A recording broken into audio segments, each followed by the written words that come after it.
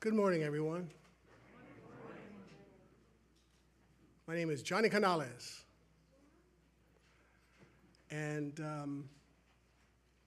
I want to relate to you something that happened to me the other day, which is very pertinent, I think, for today's celebration of the Day of the Dead. I was at my son's house, Julian's, and he had just gotten a new puppy. He was all excited about having his papa go and meet the new puppy. And when I walked in, this little cute little thing with a wagging tail comes up to me. And I don't know why, but I just kind of instinctively reached down and I gently held him by the snout and petted him. And I said, "Oh, what a good little boy, what a good little boy," like this. And I thought, well, I was a little embarrassed because I don't know where that came from, but my son, Julian, said, "Dad, you've never done that before." He says, "But Grandpa used to do that all the time. Grandpa used to do that all the time. Whenever he saw a dog, stranger or friend, he would go up and say, 'Oh, what a good little boy,' and gently shake their snout because he loved the snouts of the dog." And as I was driving home, I started thinking about this, about how I was kind of driven to do this little act of my father. Out of the blue. He's been gone 10 years. I haven't seen him do it in many, many years. But it just brought home to me the fact that those who are dearly departed are still living in us, right? How many have had the same thing happen to them, where something happens and they say something, maybe something they do or they say, and you go, "Oh, my mom used to say that." How many of you have that experience? Yeah, quite a few of you have. That's an example of the departed living within us. And the scientists among you will understand that for every action that we see or participate in, everything we experience is recorded up here in our mental book of life. And it never really leaves there. And so in a way, it's a wonderful thing on this Day of the Dead to think that those spirits that have departed us are still within us living. And every once in a while, they make a move. They come out and they make us do something that we had no idea we were going to do. And the Day of the Dead is supposed to be a celebration. There's grieving, there's sadness and tears, of course. But we celebrate these people who we really loved. And because of the experience I had with my father, I don't want to say dearly departed. I want to say dearly imparted. To impart is to communicate. And we want to invite those dearly imparted to come into our lives today, to be here among us right now, because they're living in there. Our friends, relatives, ancestors, they're all living still within us. And they're here today. And I'm very proud to be able to open this ceremony, this celebration, with that little story of my papa. Just briefly, this started thousands of years ago in the area of Mexico, where the indigenous people used to celebrate those who had passed because they believed that life and death was part of a larger cycle of life. And the Catholic Church in the 1500s tried to suppress this, but they couldn't. It was too powerful an act for the local indigenous people to bring those lives back into us again. And so they basically surrendered to it, and now this is what we have, the Day of the Dead, a massive celebration in late November, celebrated in Mexico. And so, in the honor of the dearly imparted, I want to invite all of those spirits that we love and miss into our hearts right now. And come. Come, let us worship together.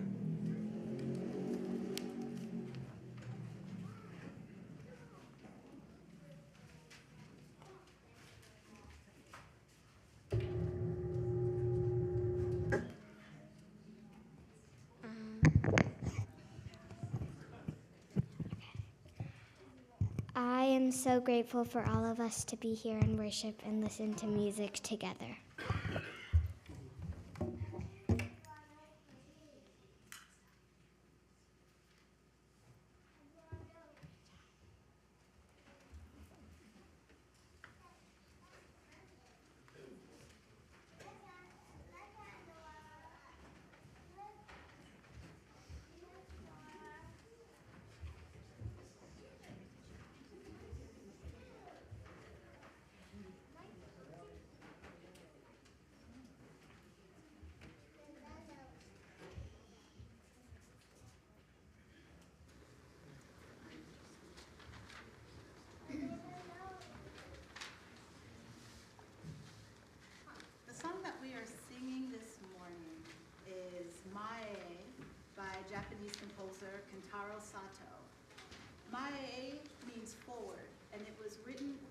victims of the March 11, 2011 earthquake and tsunami in Japan.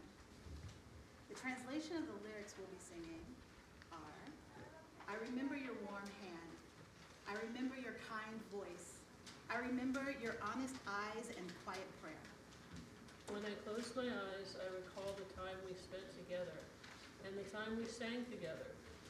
The end of music is not our farewell. As music lives again, so will you live again and again in my memory. I remember a dream you cherished. I remember a smile you beamed at tomorrow. With memories of you in my heart, one step at a time, I walk forward, embracing every day's happiness and sadness. One step at a time, I walk forward. One step at a time, I walk forward.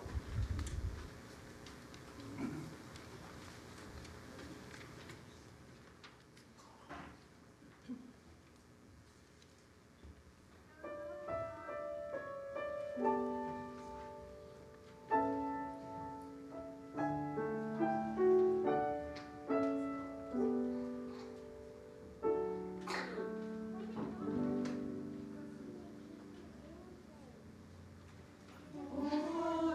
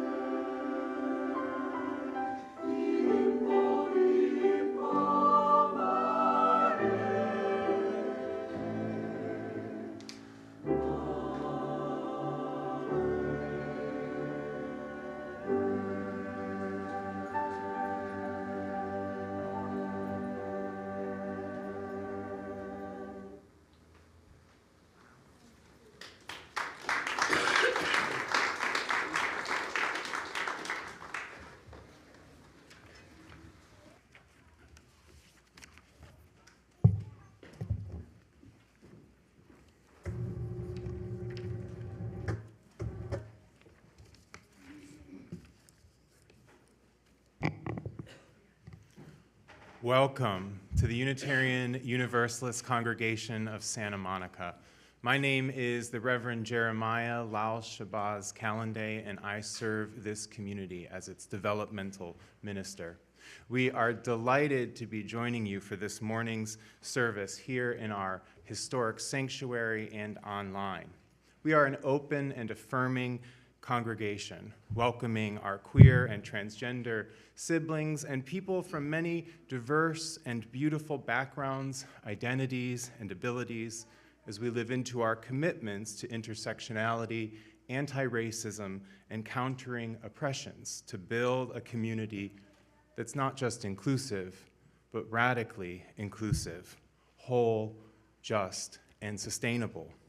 We celebrate many religious beliefs and learn from wisdom, both ancient and contemporary, sacred and secular.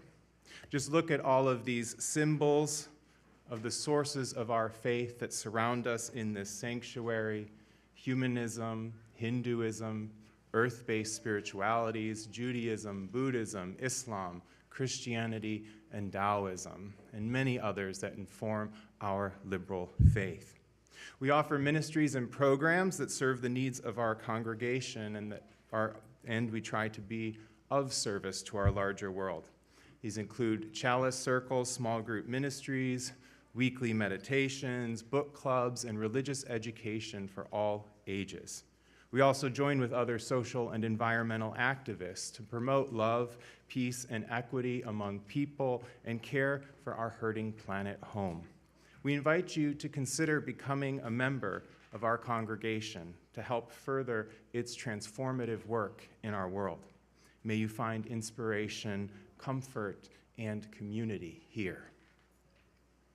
And we recognize that our historic sanctuary and most of our homes are located near the sacred waters and upon the holy and unceded lands of indigenous people.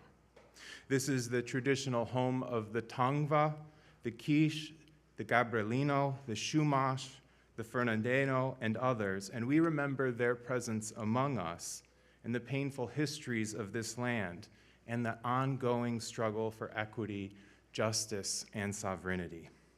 We have two brief announcements this morning. Please join us for a celebration of life, service, and reception to remember beloved church member Hildreth Simmons on Saturday, November 4th at 11 a.m. in our sanctuary. And secondly, our Garden of Eternity memorial service will follow today's service at noon in the garden. Now let us rise in body or in spirit to sing our opening hymn, number 336, All My Memories of Love.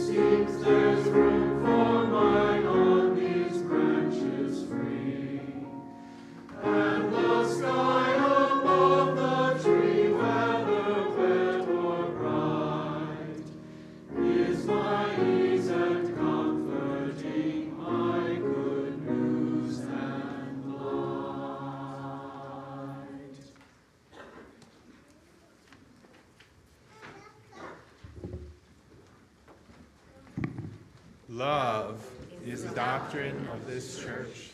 The quest for truth is its sacrament, and service is its prayer. To dwell together in peace, to seek knowledge in freedom, to serve humankind in fellowship.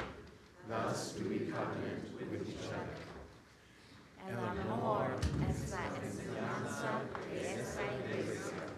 Buscar la verdad es su sacramento y el servicio es la oración. Vivir juntos en paz, buscar el conocimiento de la libertad, servir a la humanidad en comunión. Así es como convivimos unos a otros.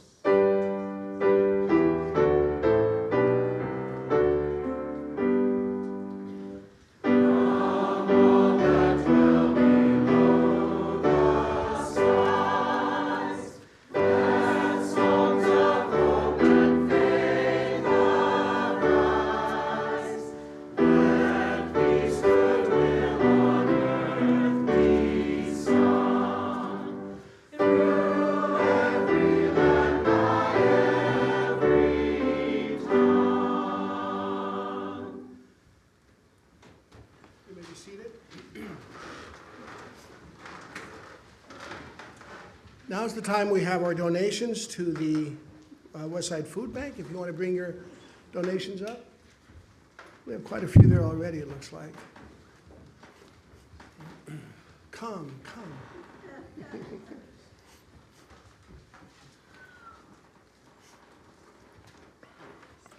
We've been doing this for many years, and they benefit greatly from our contributions.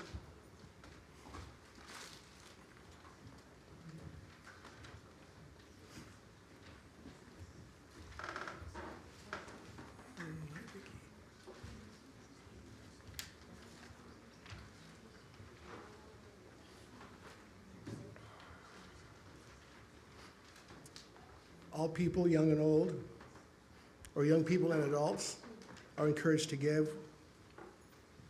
Thank you for your contributions.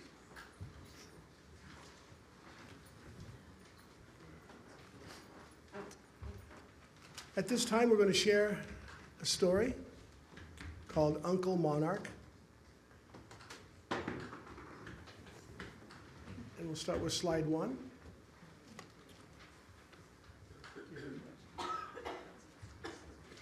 Uncle Monarch and the Day of the Dead by Judy Goldman, illustrated by Renee King Moreno.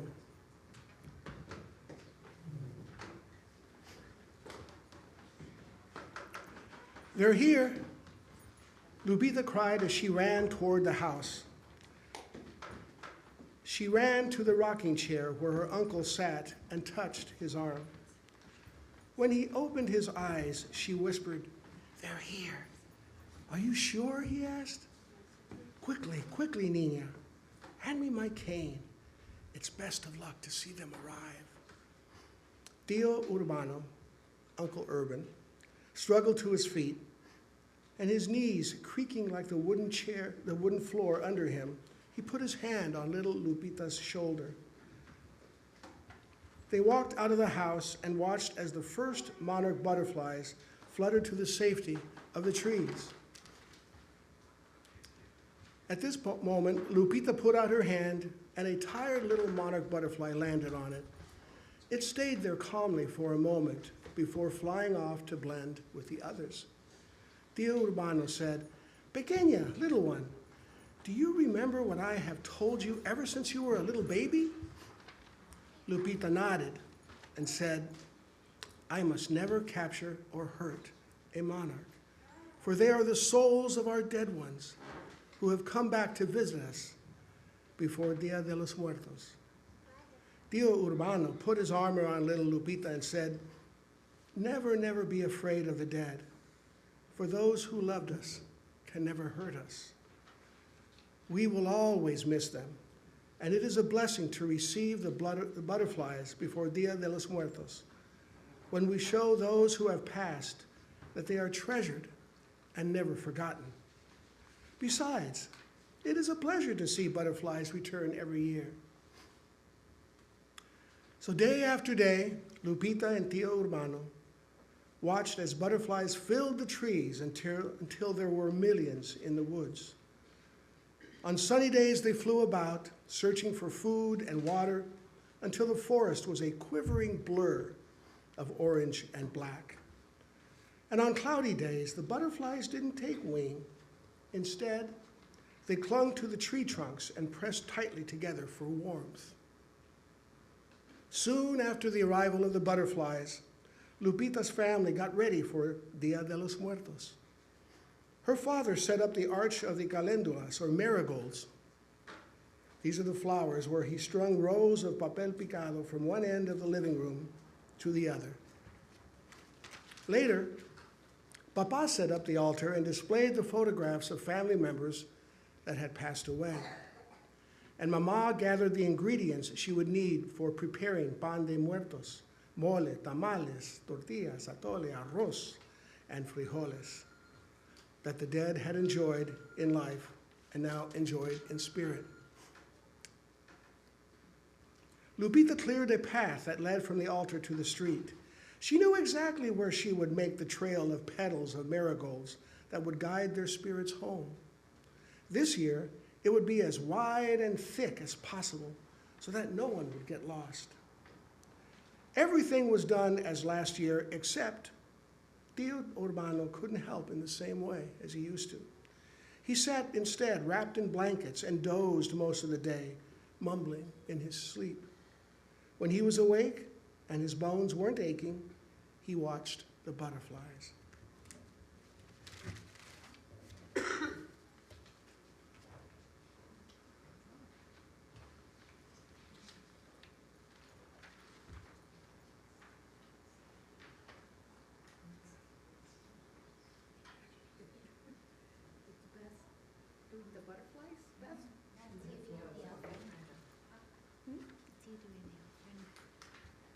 Oh, I'm sorry.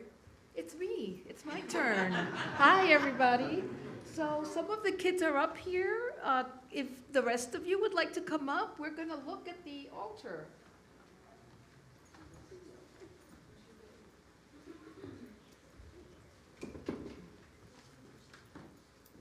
So, how is everybody today? Good? Oh, I'm so glad to see you guys are dressed up. You look so cool. Tell me who you are. Sebastian. Okay, and how are you dressed, Sebastian?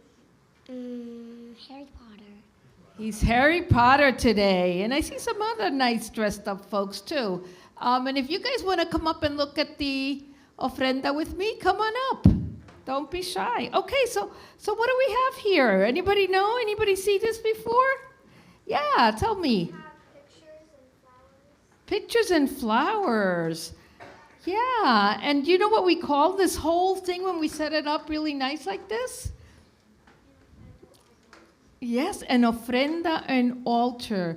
This is a tradition of indigenous people in Mexico, and it's now, we do it all over the place because it's a nice way to think about the people that we loved that are no longer with us, right? And they're no longer with us because they died.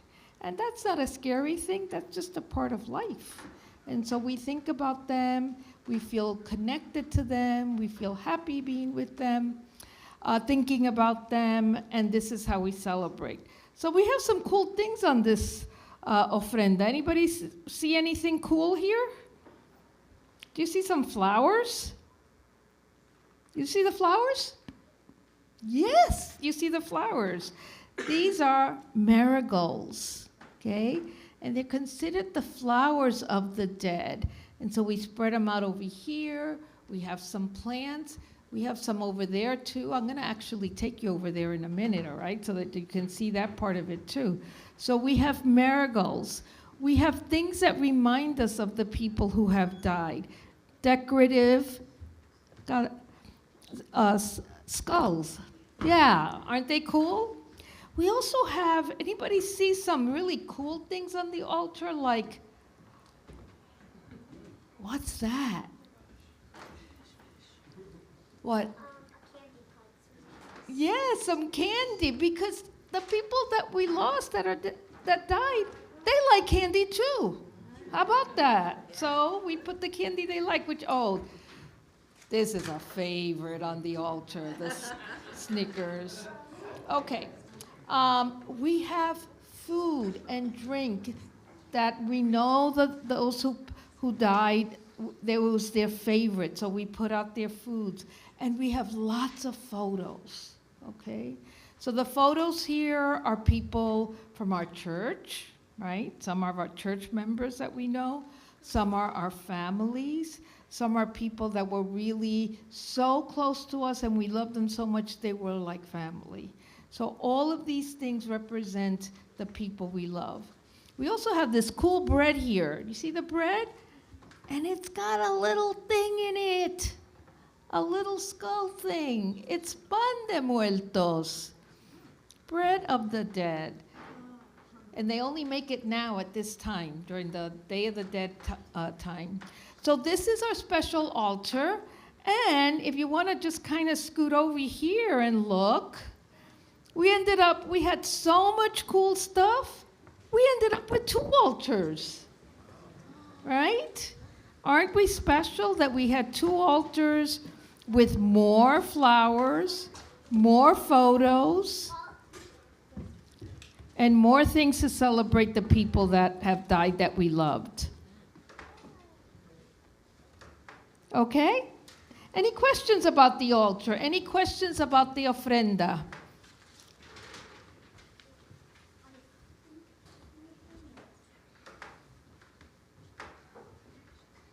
Okay, so I will let you guys sit where you are. You can come back and sit here in the front. We're going to have more story and we're going to have more stuff we're going to do. Okay, now it's Beth's turn, and I can turn it over. Okay. Can I just go there? Sure. Yeah.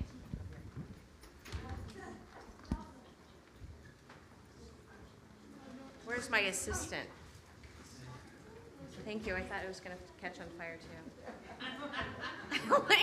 That would have been exciting, though. You know. Okay. Where's my Ian? Here he is. He has props to help us here. Okay. Hi. So I'm Beth Brownlee, and we're going to hand out our paper butterflies and pens and pencils. This is our spiritual practice that we've done in the past. So when we hand out these butterflies, and so I'm going to have our kids hand out these butterflies. Hey, Kieran, can you help with that? Thank you very much. Okay, so everybody take a butterfly, and we're writing on the back of that butterfly, you know, somebody that we love, that we want to remember in this spiritual practice. So just take a moment, think of, yes, you can. Maybe you want to write 2 or 3 names on the back. In a few moments, we're going to collect your butterflies and hang them on our butterfly tree here. In the meantime, here's a story. Monarch butterflies make a transcontinental migration that is a breathtaking phenomenon. It carries a strong cultural significance for the people in the state of Michoacan in Mexico. The butterflies hold a special place in their traditions. Monarchs represent the souls of their ancestors returning to visit them for Dia de los Muertos, as we learned in the story. This belief comes from the Purepecha, as well as the Mahahuea, 2 indigenous people of the area. The Purepecha have tracked the monarch's return to Mexico for centuries. The arrival of the butterfly, known as the Paracata, or in Purepecha, means that it was time for the corn harvest.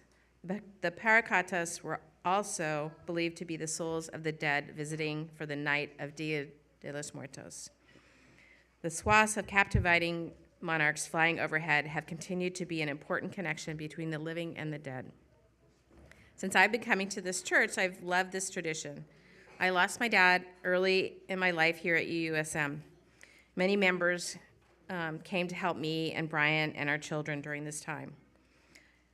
Our newly installed minister, Reverend Rebecca, helped me tremendously in this time of loss. It was my first great loss of my beloved dad. I remember my husband telling me to call her on her cell phone, and I was like, no, I can't do that. You know, it seems rude. You know, but he's like, that's what a minister is for, is you call them when you're in your greatest moment of need. She was answered, she was warm, and she helped me through like one of the toughest times of my life. Because of this tradition that I learned here at UUSM, my dad, our kids' grandfathers, became a monarch butterfly. There he is. In our family, we told this story over and over. Alex and Spencer and Ian remember it. It was comforting for them and me. Whenever any of us see a monarch butterfly, we say, hi, Dad, or hi, Grandpa. Our ancestors are all around us, and they visit us from time to time in our thoughts and our deeds. Bringing a physical presence to our ancestors is so helpful for my kids to remember the passed on loved ones. Brian's dad, who passed in 2014, is a squirrel. My mom, who passed in 2020, is a hummingbird. There he is. We get to see these beautiful creatures all the time, and we get to say hello to our loved ones, and we feel their spirit next to us. Speaking of Mom, Joanne Oakenfels Brownlee passed on March 27, 2020, during the beginning of our great pandemic. At her ashes site in Prescott National Forest, we placed her glass hummingbird there, and it's still there. She loved those mountains in Prescott, and she, you know, she really, she loved being there. That was her favorite place. So thank you for allowing me this time to share my little memory of my mom. And thank you to this community for all you did to support her in her last years here at Santa Monica. She dearly loved this community. So we're going to pick up our butterflies. Our youth is going to help us pick up the butterflies. Can you guys help with that? Thank you. Thank you.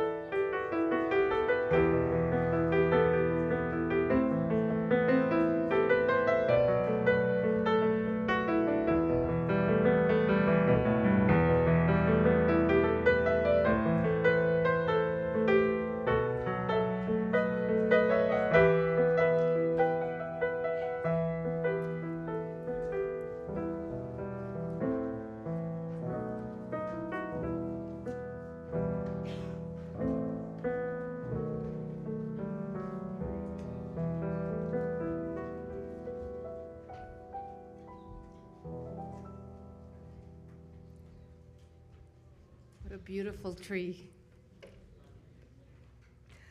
Okay, so we're going to continue our story now. If the kids want to come back up and watch the slides and the photos on top, that would be great.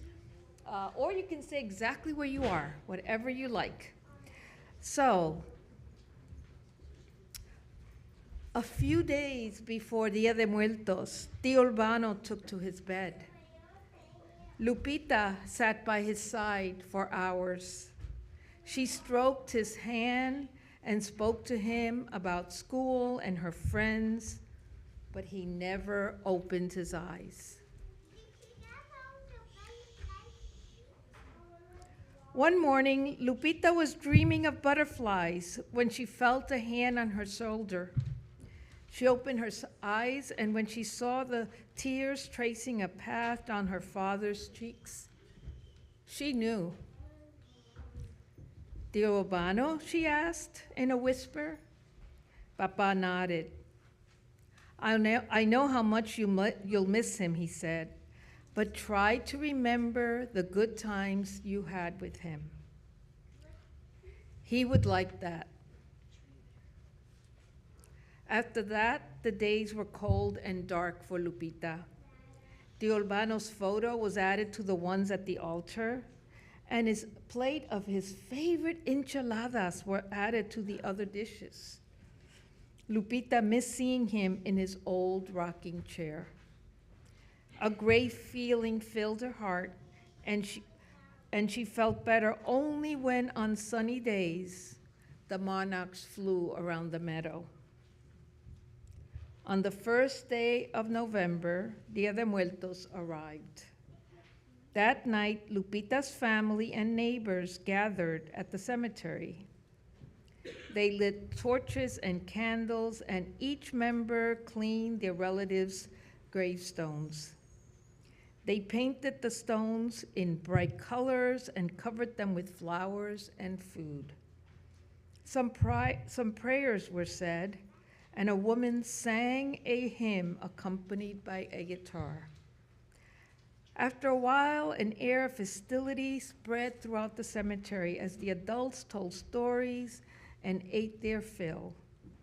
The children played hide and seek among the gravestones. Lupita looked at the new grave that needed no fresh paint. She stayed close to her mother, and later on she wrapped herself in a warm blanket and fell asleep. Early the next morning, Mama woke Lupita and whispered, "Come on, pequeña, it's time to go home."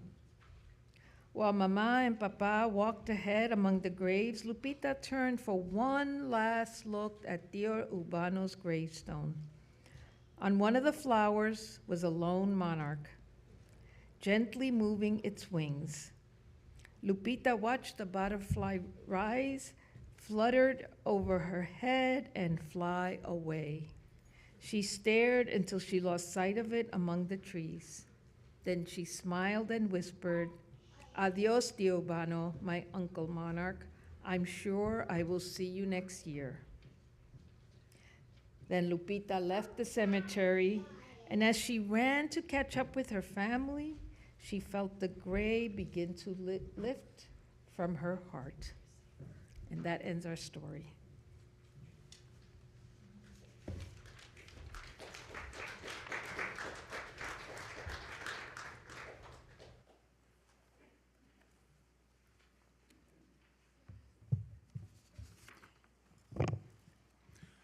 Our sanctuary is filled with the spirits of those gathered and those who have gone before us. The love that binds us together extends across space and through time. Even now, our ancestors bless us, and we hold their memories as blessings for our community. We wanted to share in this Dia de los Muertos service honoring our beloved dead that we have received two legacy gifts from beloved church members who died in the past year. Joanna Woods Marsden gifted the community a bequest of $20,000 from her estate, and our beloved Helen Brown gifted the congregation an additional $140,000 from her estate. We're so grateful for the gifts from their life's work and their commitment to the people of this community in life and beyond. Our mindfulness meditation in this special service is a favorite of ours, the moving meditation for Dia de los Muertos by the Reverend Katie Kardashian Morris. As we begin to settle into a deeper and more inward place to be fully present right now in this place made for head and heart together, we might begin to feel how our own bodies are not only flesh and bone, but skeleton bodies as well. No matter how old we are, no matter how we move from place to place, we humans are skeletal beings. I welcome you to this embodied meditation for all ages. First, as we make ourselves consciously comfortable, let us feel the various parts of our bodies, beginning from the top of our heads and our skulls inside, feeling our cheekbones, our teeth within our mouths, the opening and closing of our jaws, moving our shoulders and our collarbone, and our scapula, the bone that connects our upper shoulder bone to our upper arm. Now feel how our breathing expands and contracts our ribs, and if we can, our arms go wide, all the way down to our phalanges, our fingers. If you don't know all these complicated words, don't worry, I had to look some of them up too. Now our legs. Consider your femur, your thigh bone. Those who are sitting, try moving your thigh bone one at a time, up and down, lifting your skeleton up and down. You might want to stand, lift your skeleton, and sit down. Feel your whole skeletal being. Now your toes. Imagine the bones inside of your toes and wiggle them if you can. Feel the movement and stillness of bones, the pieces of our bodies. The calacas or skeletons and calaveras or skulls of those living and dead are not so different from our own. They remind us that we too are mortal and are connected by the love that shines through our lives. Let our breath connect us with our loved ones gone before us, and may we listen. We will meditate together now in the silence for a moment as we listen.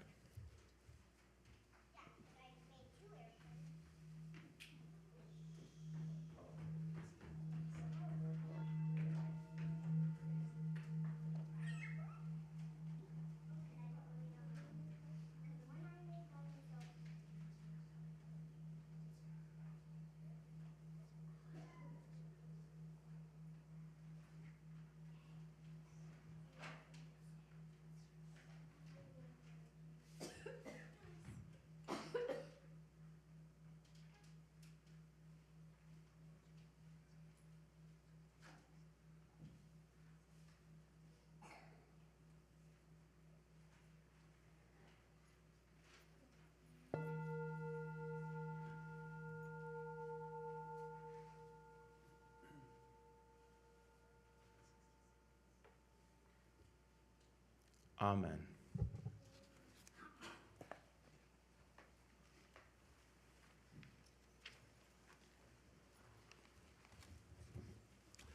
As we celebrate those who have passed at this turn of the seasons, we want to remember those of our church members who died during the last year and the many contributions they made to our beloved church community. Helen Brown. Centurion Helen Brown was within a few hours of getting her pilot's license when World War II broke out. She worked in an aircraft factory during the war. She was an active member of our community for many decades, leading a caregiver support group with Joyce Holman, founding the Super Senior Social Group, and providing comfort and calm on right relations and pastoral care.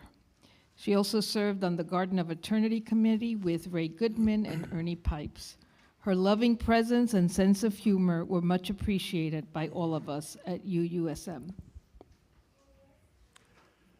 Hildreth Simmons, 1936 to 2023. Hildreth was a tireless activist for the environment and social justice. She was usually dressed in her trademark leather hat, adorned with buttons from her many causes. A teacher for many years, she was also involved as a leader in the teachers' union and served on the board of Sunset Hall for retired liberal activists. She viewed the union as an essential alliance of her colleagues to help in that never-ending fight for equity and justice in education for all of our vulnerable young scholars.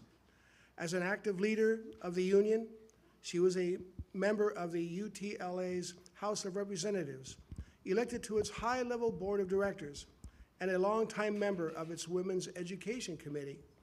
We honor Hildreth's dedication to uplift unions, public education, her classroom students, and all students, which did not end with her retirement. Please join us for her memorial service on November 4th at 11 a.m. in this sanctuary. Joanne Woods Martson. Joanna was a beloved member of our church community for 34 years, a loyal attendee to Sunday services, and a supporter of many Dining for Dollars events. To many at UCLA, she was Professor Woods Martson, and my colleague, she earned her PhD at Harvard and published scholarly work that established her reputation as a major scholar of early modern studies. Joanna is survived by her brothers, Robert and Ben, and her sister, Catherine, and their families. Her beloved cat, Isabella, has joined Joanna's family in Northern California. Joanna made us laugh with her dry wit and broadly language, spoken in a highly cultured and educated voice. Susan Marsh, 1951 to 2022. Susan Marsh had a PhD from Caltech and worked at JPL, the Jet Propulsion Laboratories, as one of the few women aerospace engineers of her time. She liked participating in groups at church, noting that the groups were great at figuring out how to do life together. In retirement, Susan made images by working beadwork on campus and repaired sewing machines for people here. She collected a lot of stuff and was very generous in giving it away when she thought it was going to a good cause. Susan Marsh employed Rachel Nanini, then a high school senior, to help her at home. It was Rachel who contributed these memories to us to read to you today. Susan would lead the reading of The Lord of the Rings, which she loved, to Rachel while she worked at her house. Susan remembered the names of Rachel's friends and asked about all of them. Rachel remembers her as a brilliant, friendly, and lovely person. Jacob Karas. Born in Palestine, Jacob was trained as a teacher before moving to California to study engineering at UCLA. He worked for 35 years as a civil engineer. He is survived by his wife, Peggy, a longtime member, an active member of our community, his daughters, Andalib Usan and Leila Karas, and his grandsons, Emid and Kanan. Jane Durrell, 1954, which is when I was born, 2023. Jane studied economics at UC Santa Cruz and city planning at Harvard before moving to Culver City with her husband, Frank, who was an anti-war activist. She worked for a number of years in real estate, and the couple frequently entertained activists and left-leaning politicians. Their daughter, Emily, born in 1994, is a musician and performer. Jane struggled with stage 4 breast cancer and complications before passing away at age 69. Mark Christensen. At age 17, Mark was in a serious motorcycle accident that nearly cost him his life. After many surgeries and 2 months in a coma, he awakened with a traumatic brain injury, a speech impediment, and physical disabilities. His doctors didn't think he would walk again. Mark met that challenge with characteristic perseverance and proceeded to defy expectations.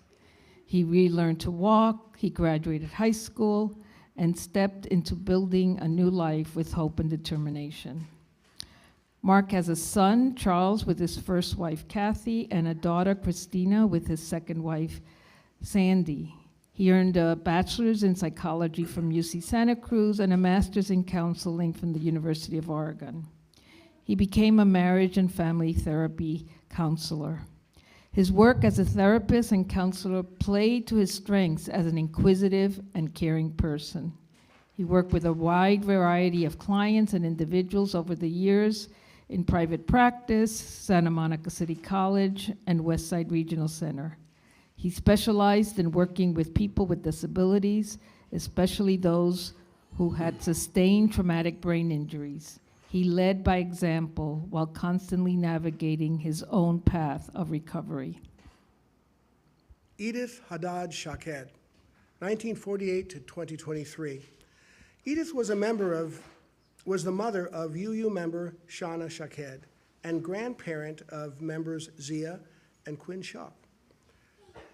Edith is survived by her children, Tal, Shauna, and Leela, and her 7 grandchildren. She brought Shauna as a young child to her very first UU service in Tucson, Arizona. She taught them and everyone around her about the importance of unconditional love, family, and supporting one another throughout life. She was a Holocaust scholar, teaching thousands of community college students and many others about the many marginalized identities targeted during World War II. She was so warm and welcoming to everyone she met, she could easily become fast friends with the person sitting next to her on an airplane. Robert Martins Simon. Robert was actively involved in the Peace and Social Justice Committee at our church and with the youth in the religious education program. With a BA and Master's in Social Work from UCLA, he served people with disabilities at Valley Village and later on, Homes for Life Foundation. His broad smile and sense of humor was much appreciated by all. Robert leaves behind his partner, Jenny, and her daughters, Juliana and Alyssa, and his children, Emma, Robert, and Charles. His mother, Phyllis, and his older brothers, Thomas and Stephen, who shared many inspired stories about Robert's life and the lessons he taught them while making the world a better place. Thank you.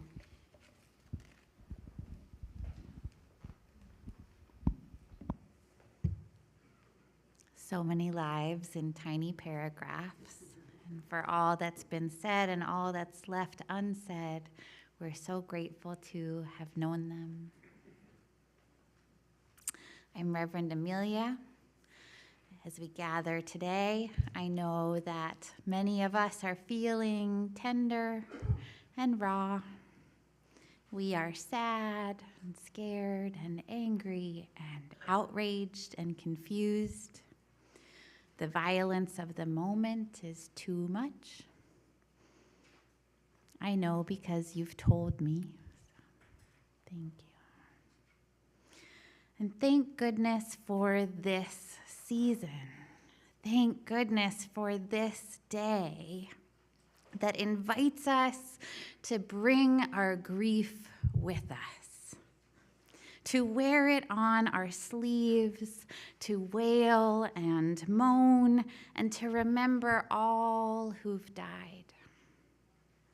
To notice the way their memory takes up residence inside of us. We have found so many ways to remember this morning. We remember on altars and with song, with pictures and food, and the smells of that food being prepared. We remember by saying their names, writing them down, and sharing aloud the stories that stay with us. We remember them in community because it feels better than remembering alone, but also this is what communities are made of. Communities are made of people who grieve together. We don't grieve the same. We need not grieve the same people or events or interpretations of people or events, but we do it together and it makes us a community. I want to add one more element, one more layer to our remembering. We've built this container together all morning long, and I want us to bring our ancestors here with us. Maybe it's the ancestor whose picture you brought and placed on the altar. Maybe it's the name you wrote on your monarch. And maybe as you turn inwards, a different ancestor shows up for you. These might be ancestors of your blood and bone, or of lineage and tradition that you belong to, or even ancestors that are rocks and trees and mountains and animals. Yeah, focus on one now. One being, one face. And if it's available to you, perhaps close your eyes. We begin by turning inwards, and however you do that will be beautiful. Inside of yourself, say their name. Use your imagination, but also all of your power of remembering, and hear them say your name. With as much detail as you can recall, and using all of your senses, breathe them in. Remember the smell of their home, their skin, their hair, their cooking. Try to picture them in motion. Maybe just their hands at work on something, or the way they tilt their head when they listened. See them dancing. If you've never seen it, imagine them dancing. Watch them move towards you and move away. Try to feel their touch on your hand, the smooth places and the rough and the wrinkled.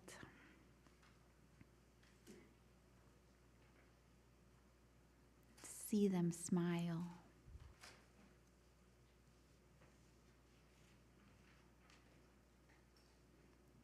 Thank them for showing up with you, with all of us here, now, today.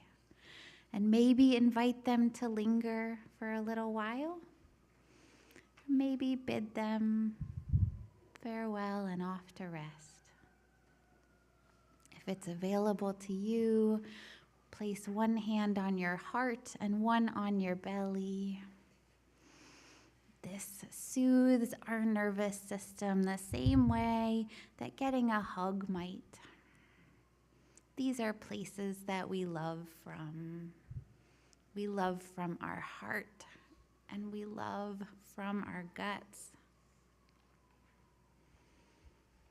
Gently return to this moment, this light, this community, this day, this church family.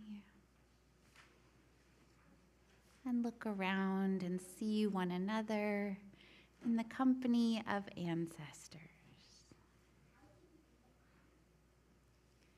Thank you for grieving with me. Thank you for remembering with me. We don't grieve the same. We don't always grieve the same people, but we do it side by side. We do it as one body and in the company of our ancestors. And we are a community because we grieve together. May it be so.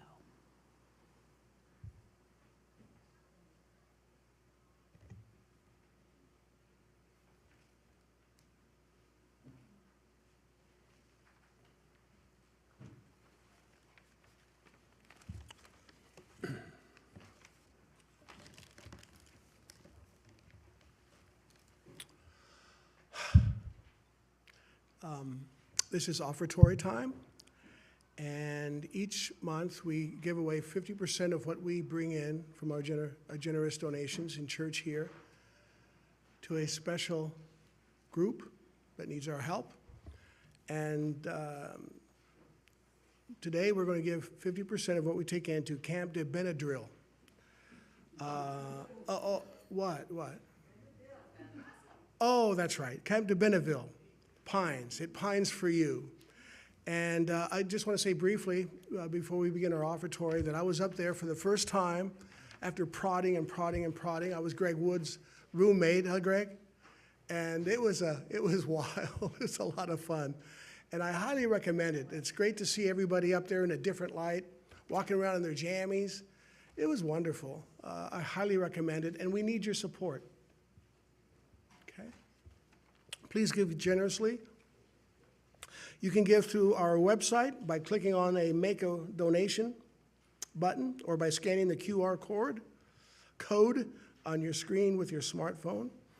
You can also text in a donation, and you can still do it the old-fashioned way by writing out a check to the church for any of these fundraising goals.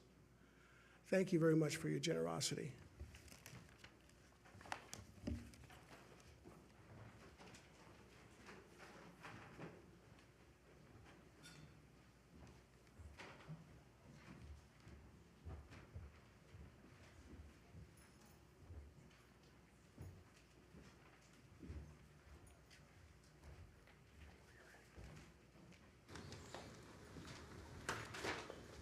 Our offertory anthem this morning is called Wanting Memories. It's written by Isaiah Barnwell from Sweet Honey in the Rock.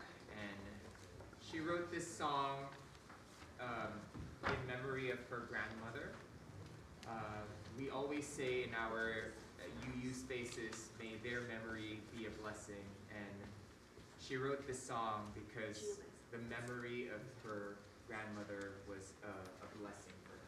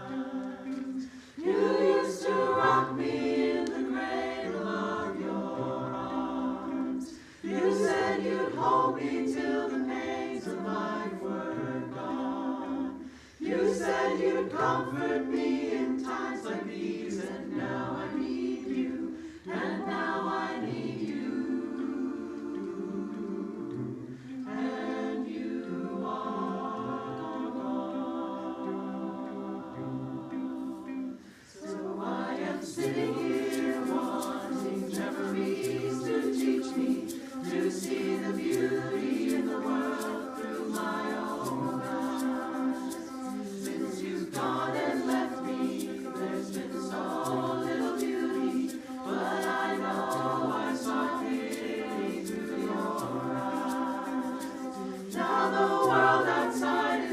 such a cold and bitter place.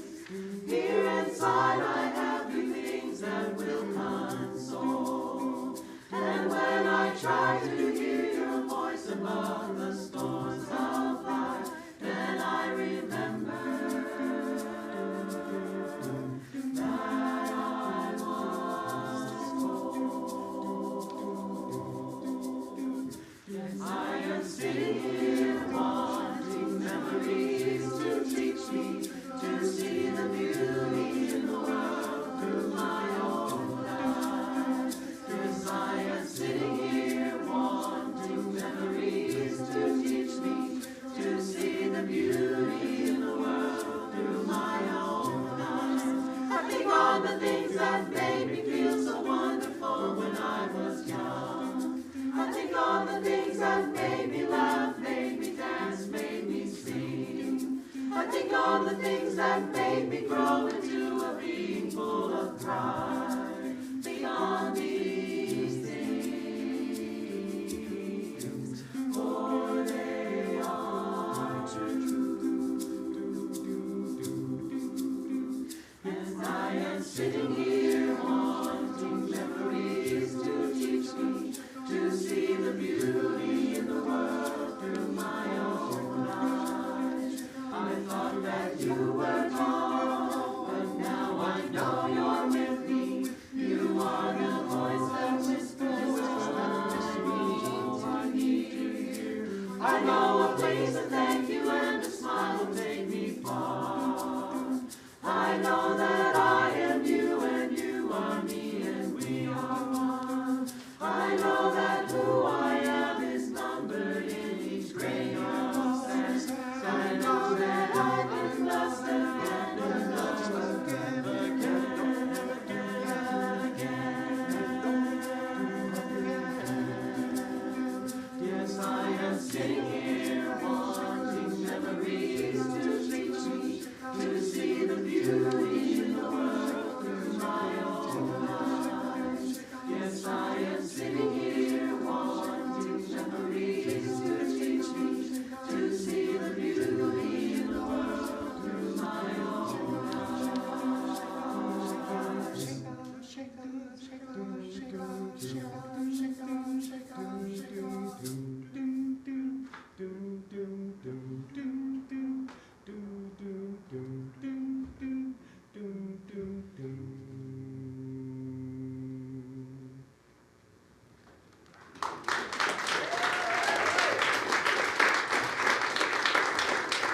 Please rise in body or in spirit for our closing hymn. This is number 3 in your purple hymnal. Gracias por el amor.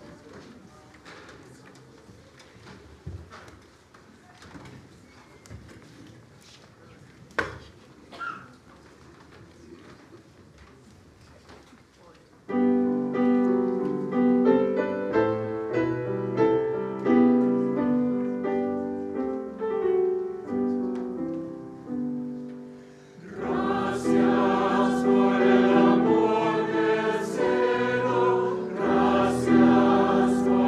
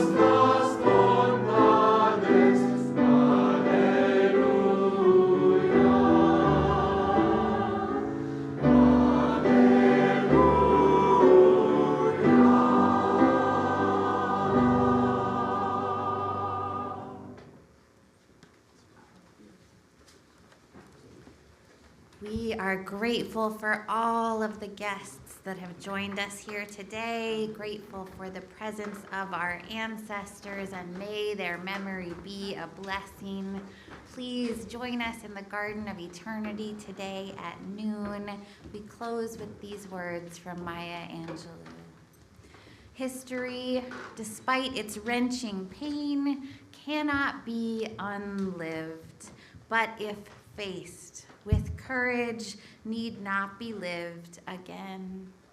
Lift up your eyes upon the day breaking for you. Give birth again to the dream.